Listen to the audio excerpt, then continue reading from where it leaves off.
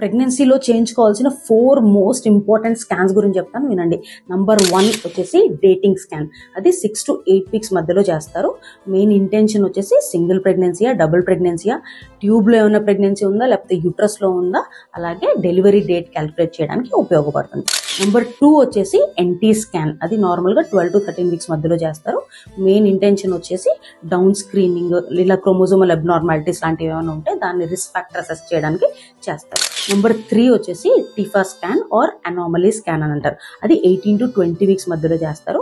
అన్ని ఆర్గన్స్ సరిగ్గా ఫార్మ్ అయినాయా లేదా అనే దాని గురించి తెలుసుకోవడానికి. నెంబర్ 4 వచ్చేసి ఇంటర్వెల్ గ్రోత్ స్కాన్. అది 32 to 34 weeks మధ్యలో చెక్ చేస్తారు బేబీ డెవలప్మెంట్ అది బాగుందా లేదా అని చెప్పేసి. ఈ 4 స్కాన్స్ అనేది మోస్ట్ ఇంపార్టెంట్. అది కాకుండా అడిషనల్ రిస్క్ ఫ్యాక్టర్స్ ఏమన్నా ఉంటే అర్లీ టిఫా స్కానో లేకపోతే ఫీటల్ ఈకో అలాంటి అడిషనల్ టెస్టులు కూడా చేయడం జరుగుతుంది.